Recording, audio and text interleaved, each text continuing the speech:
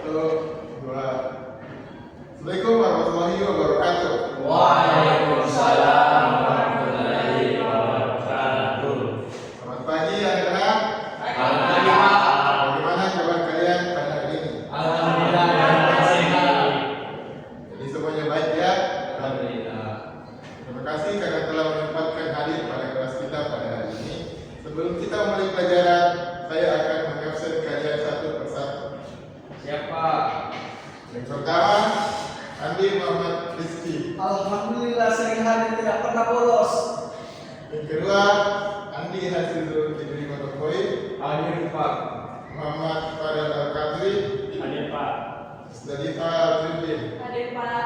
Baik, jadi semuanya hadir ya. Baik, anak-anak, hari ini kita akan belajar materi tentang teks prosedur. Jadi sebelum kita belajar tentang materi ini, terlebih dahulu saya akan menyampaikan tujuan dari pembelajaran kita pada hari ini. Jadi, tujuan kita untuk memahami pengertian dari teks prosedur, ciri-cirinya, jenis-jenisnya, serta struktur teks prosedur.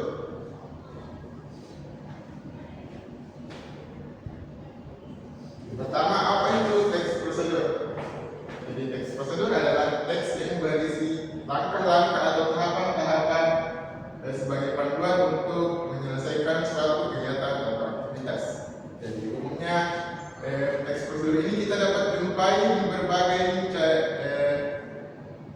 catatan-catatan atau tulisan-tulisan yang berada di, contohnya resep makanan, petunjuk penggunaan suatu alat atau sebagainya.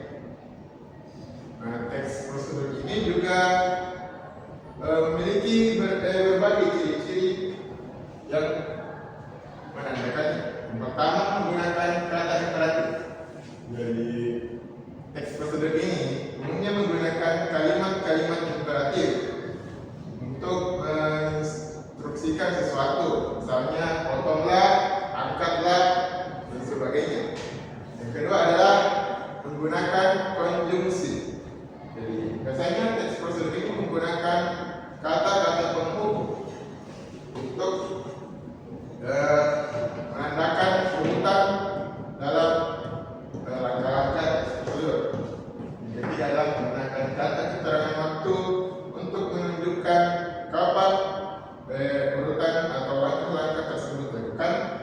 Yang keempat adalah menggunakan kata kerja, misalnya menggunakan kata kerja angkat, potong, lakukan, ambil, dan sebagainya. Selanjutnya adalah jenis-jenis teks prosedur. Yang pertama adalah teks prosedur sederhana.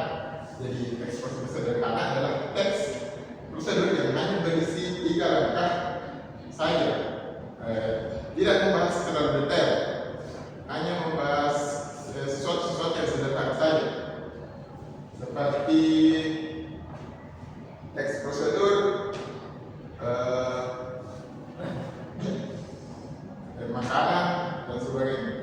Selanjutnya adalah teks prosedur kompleks, yaitu teks prosedur yang membahas sesuatu secara detail, seperti teks prosedur untuk menggunakan atau pengoperasian perangkat lunak dalam sistem perusahaan dan sebagainya.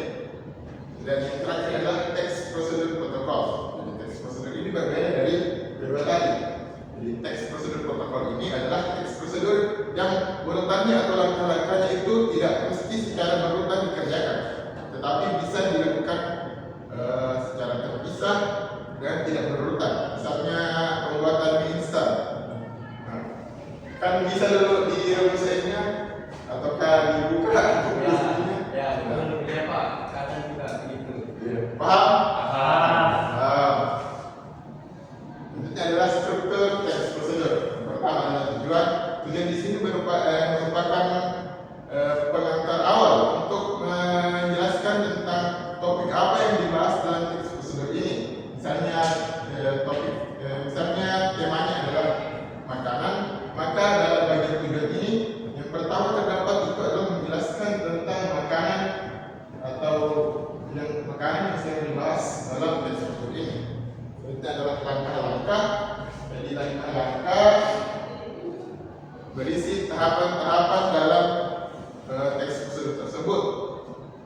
Penegasannya disajikan secara berurutan dan juga tidak.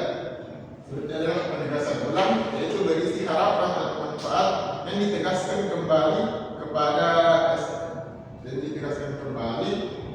pada teks prosedur ini. Misalnya harapan apa yang ingin diberikan sehingga adanya teks prosedur tersebut. Baik, itulah tadi materi kita. Ada yang dipertanyakan? Tidak ada Pak.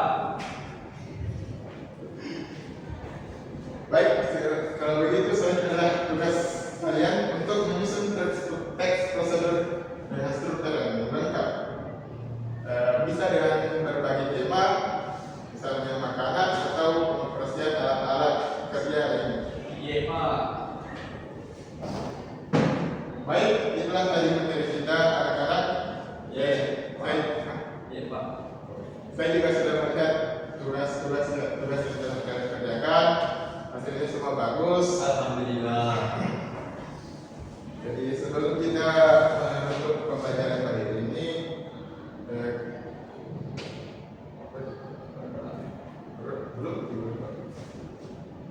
mari kita tidak berhenti belajar, karena belajar merupakan proses kita untuk menjadi individu yang lebih baik. Aja.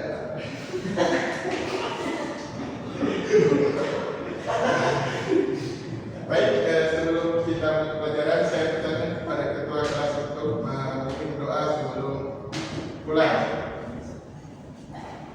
Baik, sebelum kita pulang teman-teman atau kita berdoa sesuai kita masing-masing. Mohon berdoa dimulai. Amin. Baik, terima kasih telah mengikuti kelas kita pada ini. Saya berharap anak-anak tidak akan pernah bosan untuk belajar. Sekian, Assalamualaikum warahmatullahi wabarakatuh. Waalaikumsalam. Dibaiki kami kaitan berucap Terekam itu? Iya, terekam.